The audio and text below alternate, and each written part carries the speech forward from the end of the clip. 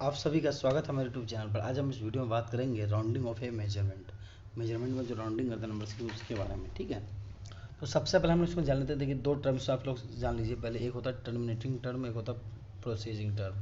Terminating term की जहाँ से जिसको चेंज करना होता है, टर्मिनेट करना होता है। प्रोसेसिंग टर्म जिसमें चेंज होगा या फिर नहीं चेंज होगा, जो टर्मिनेटिंग टर्म्स के लेफ्ट में होता है वो आपका हो जाता है प्रोसेसिंग टर्म। ठीक है, तो आइए हम शुरुआत करते हैं।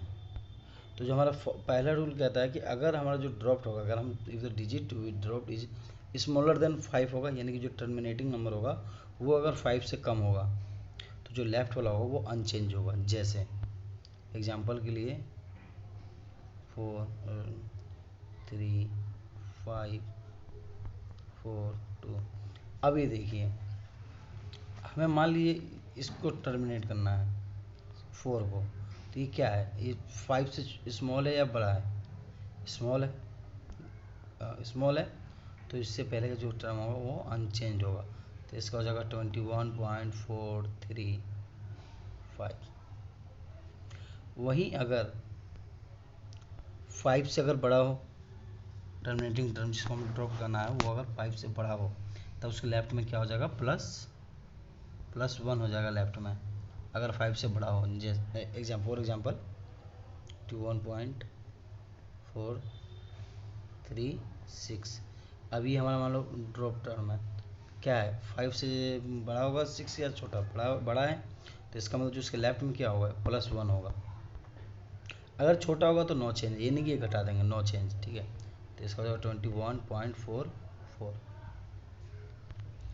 अब इसी में एक रूल कहता है कि अगर हमारा जो टर्मिनेटिंग टर्म जो हो वो अगर 5 हो और उसके बाद अगर जैसे कि मान लीजिए 21.45 हमें इसे टर्मिनेट करना है, लेकिन इसके बाद जो हो ना 0 हो या फिर कोई भी डिजिट ना हो, तब हम ये देखते हैं कि इस 5 से पहले जो टर्म है वो क्या है, ओड है या इवन है। अगर इवन है तो नो चेंज, तब क्या होगा उसमें, नो चेंज। मान लो इसे टर्मिनेट करना होगा 5 को, अगर तो हम इसमें देखेंगे हम लोग कि 5 के बाद कोई टर्म है। अगर कोई टर्म है तब को उसका अलग नियम है। अगर कोई टर्म ना हो, सिर्फ 0 हो या फिर कोई टर्म ना हो, तब हम देखेंगे कि इसके लेफ्ट में क्या है, ओड है और इवन है। अगर इवन होगा तो नो चेंज, अगर इवन हुआ तो 21.4।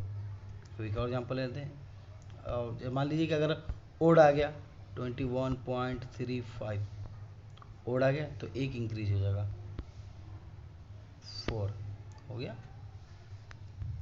अब इसी तरह से अगर मतलब 5 को हमें करना है, हमारा ड्रॉप टर्म जो हमारा 5 है, लेकिन 5 के बाद कोई टर्म दे रखा हो, तब हम ऑलवेज एक इंक्रीज करेंगे। जैसे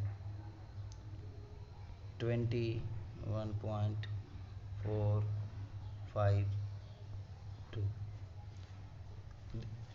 ये हमारा टर्मिनेटिंग टर्म क्या हो गया, हमें इसे टर्मिनेट करना है। लेकिन इसके बाद क्या है, टू, कोई भी टर्म अगर 5 के बाद दे रखा हो 0 के अलावा, यानी नॉन डिजिट टर्म हो, तब हम उसके लेफ्ट में क्या कर देते हैं, एक इंक्रीज कर देते हैं, 21.5 हो जाएगा। अगर यहाँ 0 होता या फिर कोई टर्म नहीं होता, तब हम देखते हैं कि ओड है या इवन है।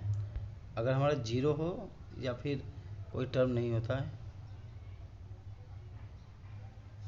तब हम देखते हैं कि हमारा टर्म क्या है।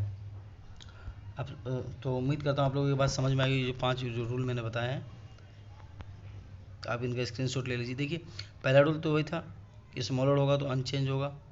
दूसरा रूल यही कि अगर 5 से बड़ा होगा तो फिर चेंज हो जाएगा, 1+ हो जाएगा। किस में होगा, लेफ्ट में होगा। हमेशा राइट वाले को जो हम तो वो कर देते हैं, नेगलेक्ट, जो टर्मिनेट जो करते हैं। ठीक है, टर्मिनेट क्यों करते हैं, जैसे किसी ने कह दिया कि डेसिमल के बाद अगर 5 टर्म है, 4 टर्म है, तो उसको कहते हैं कि 3 टर्म में लिखो, तो इसलिए हमें टर्मिनेट करना पड़ जाता है।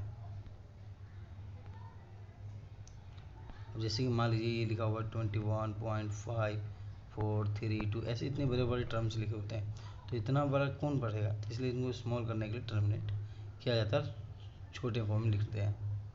तो जब हम जहाँ तक छोटा फॉर्म करते हैं तो उसके एक आगे वाला नहीं, जिसको टर्मिनेट करेंगे उसको देखते हैं, उसके हिसाब से रूल बनता है, उसके हिसाब से सब चीज़ चेंज होता है। तो आप लोग इस रूल का आप लोग स्क्रीनशॉट ले लीजिए, ये रूल है राउंडिंग ऑफ ए मेजरमेंट के लिए।